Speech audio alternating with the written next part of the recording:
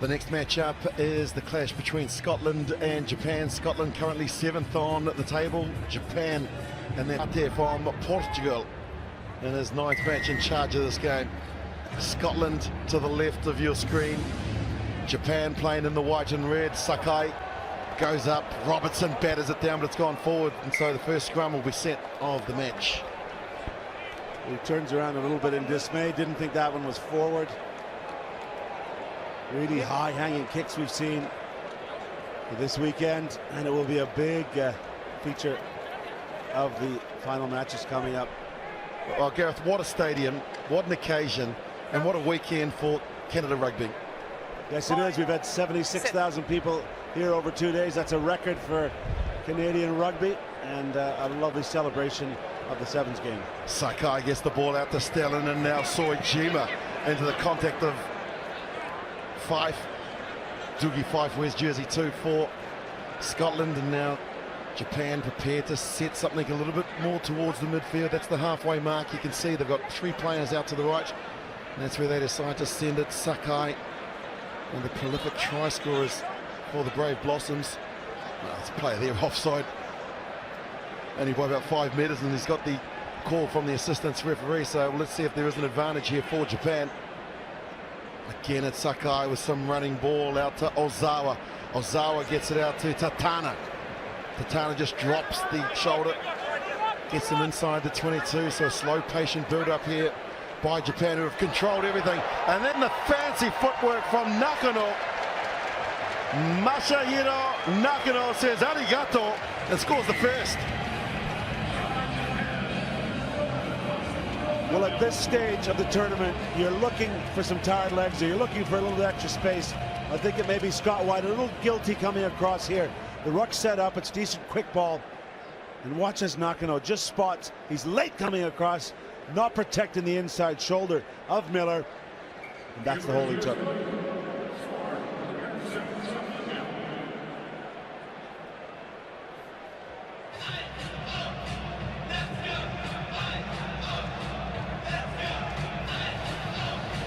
There is the try scorer, Nakano, the man from the Kyushu Kyoritsu University, and so a good start for the Japanese.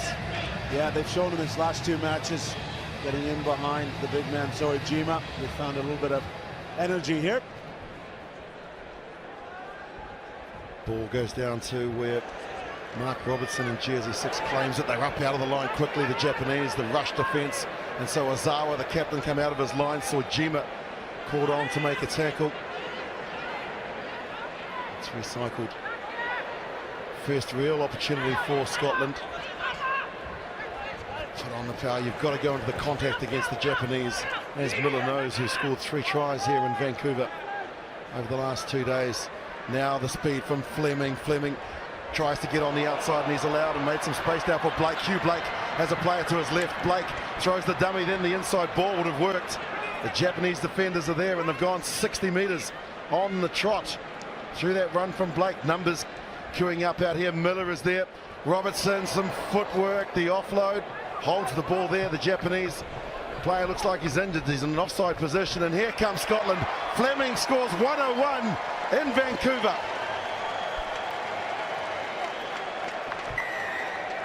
Japanese defense is 6s and 7s.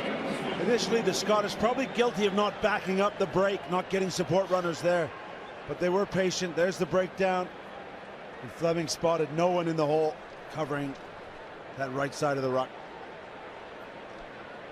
7 years on the circuit for the 29-year-old James Fleming, contracted member of the Sevens team now, and this to draw level. Conversion is good. We're all tied up. And he's been a terrific ambassador and a terrific player for Scotland. Yes, he have. And Scotland have used this circuit well. They develop players. We see 2 of them obviously part of the silver medalists for Great Britain. So Scotland values their Sevens program. Well, the great thing is that they're developing more players for next year's Sevens World Cup in San Francisco. We talk about Robertson and some of the others involved in the Olympics, but it's the young brigade that are coming through. And now Scott Wright goes on one of his trademark runs. Dougie Fife gets it off to Fleming again, won't get around the outside of Tatana. The counter ruck from Japan is good. And now Scotland with the counter-ruck, but they've come in illegally. Tonic did well there, didn't he? Yeah. The Scottish players coming up the side of that ruck. Yeah. Of course, Commonwealth Games as well next year, where Scotland will feature. Lots going on, as you said. Well, everybody's looking forward to that World Cup in San Francisco. That is the big event of 2018 in the Sevens world. Of course, there's a series to go on with, and you mentioned the Commonwealth Games, but it's going to be a tough schedule. And so the coach is now picking the best available players from their countries to display them here and in preparation for next season. Japan do well in the line out there. They've secured it. Some dummy runners. Stellan comes on a lovely line, breaks out of the first, keeps the big legs pumping, gets through the second.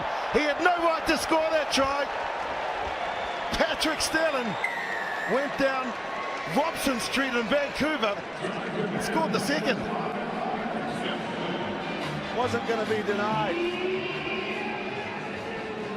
Takes the flat ball, jumps out of one, keeps the legs driving, jumps out of another, and the third. Your arms are not going to tackle this man.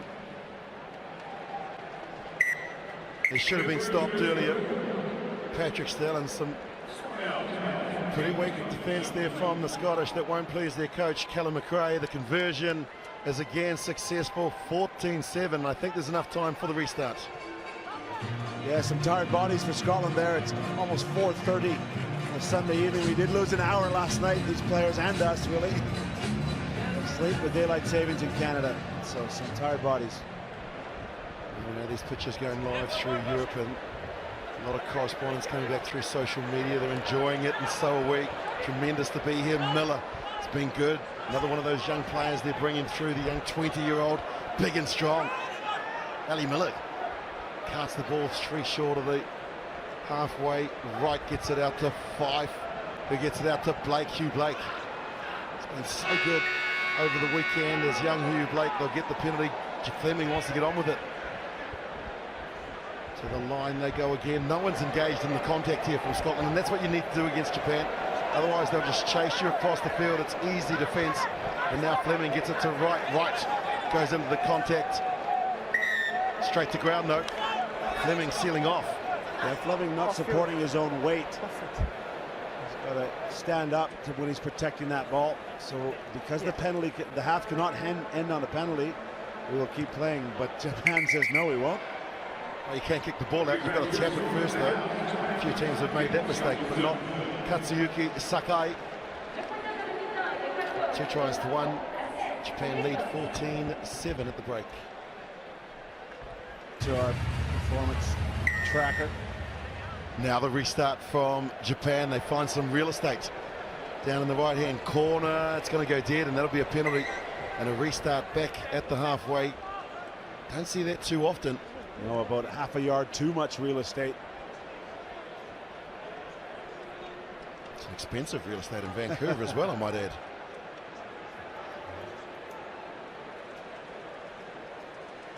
Glenn Bryce, the man from the Edinburgh Rugby Club, will get things underway. And they talked about keeping their width and also just stretching this Japanese defence, and that's what they're doing here. Big hit from Soijima on Fife.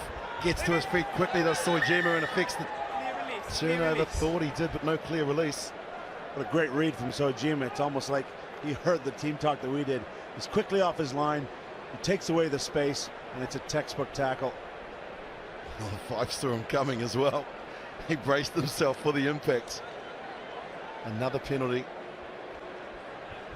And as they offload there, Bryce gets it wide to Wright. Wright gives it to Fife, who just went on the run, and out to Fleming, who scored the try.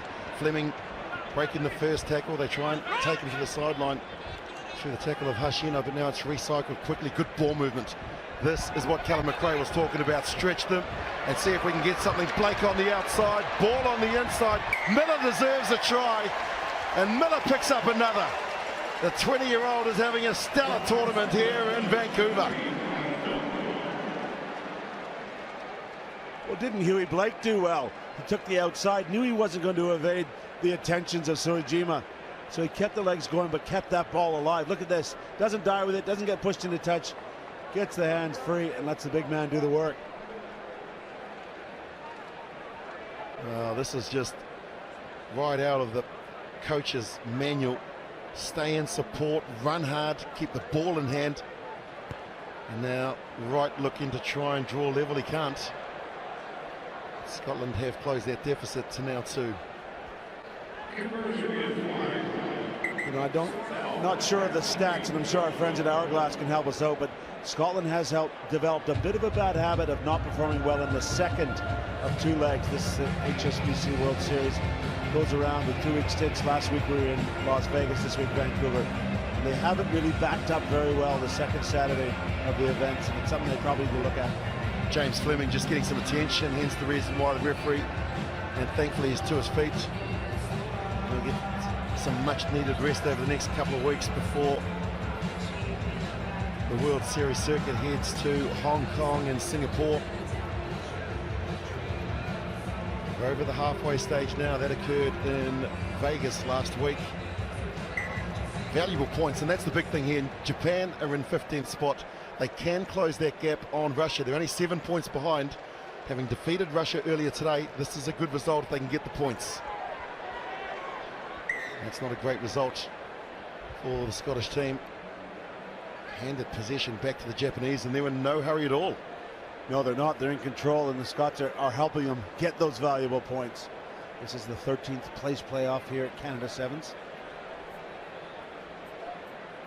So Scotland pretty even over the last couple of years with regards to the backup tournament, what happens. Although you wouldn't think it sometimes, but they've done very well to get their first victory on day 2, and Japan very much similar. Japan losing to USA, Australia and France on day 1. Lovely short ball, and taking it with pace and with precision is the captain Ozawa. Sayonara, he's in.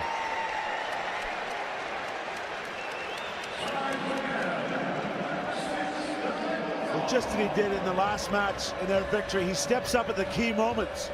Didn't look like a great deal was on. Takes the high ball,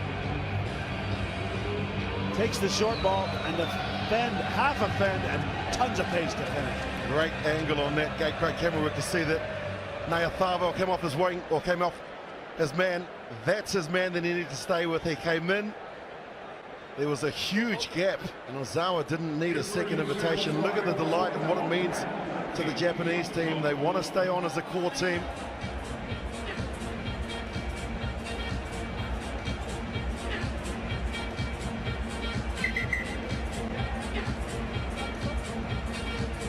Japanese captain Dai Ozawa from the Toyota Blitz. So he's been in and out of the team as well. Very much a different side to what we've seen last year, and also who they sent to the Olympic Games, where they finished 4th, creditable 4th, behind Fiji, Team Great Britain, and also South Africa, the bronze medalists. Now Wright, Scott Wright takes the ball. Nayathawa is going to have to do better than that. Was the referee say no problem? They clear it. Fife gets it out to Robertson. Nice pass from Robertson. That's where there's a little bit of space here for Beattie to show some footwork. And coming in as Lyle, playing halfback. Better ball movement from the Scots. Nayathawa changes the angle and comes back. Needs 2 defenders to bring him down. Good replacement, good recycled. Fife into the contact they go. Wonderful sevens player from Scotland. But now they've got the numbers here. Scotland, they just need to go straight. Draw and pass. Now Beattie has the ball. Has he got the pace? Yes, he has. Bobby Beattie in to score the 3rd. Scotland are back.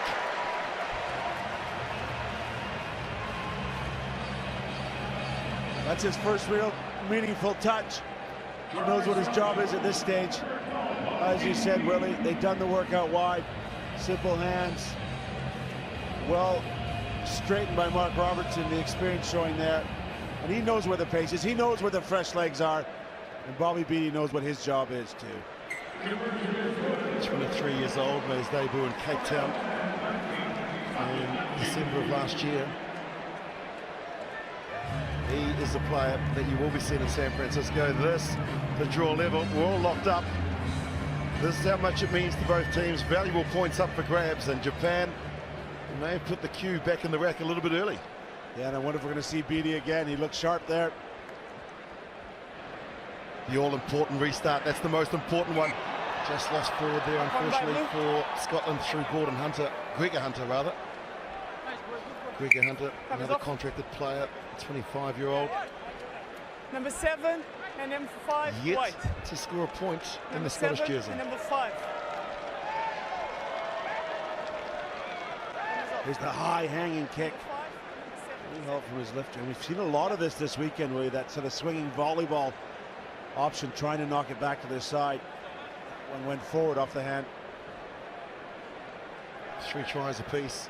Okay, 44 passes for Scotland, 19 for Japan. That is just the work that Callum McRae talks about, pushing the ball, going side to side, side to side. And that's what they've done. Set. Japan now. Last chance saloon possibly before we head into extra time. Soijima had a little bit of time on the bench there. They replaced him and now they get it back. They've got good numbers out to the left, but Nayatharval shuts it down very quickly, looks to try and counter-ruck and get the penalty. Assist. Well, Cano made a good decision not to throw the risky pass under the arm, and he got looked after by the referee. The arriving player defending at the breakdown. Has that one found touch? Oh, that's a great kick, isn't it? Difficult angle, not much to work with. And the new man onto the field, Ryota Kano. Another one out of Meiji University, one of the top universities in Japan. Them along with Waseda and Kanto. Three of the big guns that produce a number of the top quality Japanese players into the company system. Just to the left of your shot, it is our try scorer. Are you playing? Robbie Beattie is injured. He says, are you bleeding? If not, let's go. Let's go. He's definitely not bleeding, but I don't feel too comfortable on that ankle either. Well, can Japan close it out in regular time, or will we be going to overtime in this match? This is what you work on the training pitch. You know, you try and get yourselves tired so you're in this condition. This is the 6th game of the weekend. And then you have your, what I would call a bread and butter play, a line-out option that you can go to. Everyone is comfortable filling their roles, and you execute under pressure. Boy, that water is magic. He just got up and started sprinting into position. Taken down, Japan. Now we're into referee's time. Can they close it out here? Soijima is one of the real threats. Tries to get on the outside, can't get around Beattie. Good contest that. And the referee says that's regular time. So we're going to have some extra time here. This is the playoff for 13th place. Quick regroup. There'll be a toss from the field to decide who's kicking off. And the 2 managers will come on, and really the big question there is who has got petrol left in the tank. If you're running on diesel, it might not help. Surely the big question is heads or tails, Willie. We've seen in that decision-making process where it really depends on the petrol, because if you kick it and you've got pressure on them and you create a turnover and score, it's just as good as not receiving. Yeah, and although this is such a great celebration and there's lots of fun around the place, these are highly tuned athletes, high performance situation here. Heads or tails? Heads, please. Heads is the call. There's the toss of the coin, and it is up. Which side? Okay, so you kick this way. Yeah. All right, Japan to kick, Scotland to receive. And we've seen it as well, where sometimes they've employed the deep kick, on other occasions more comfortable to actually challenge them in the air. Plenty to play for here. 4 losses, 1 victory for both teams heading into this 13th place final.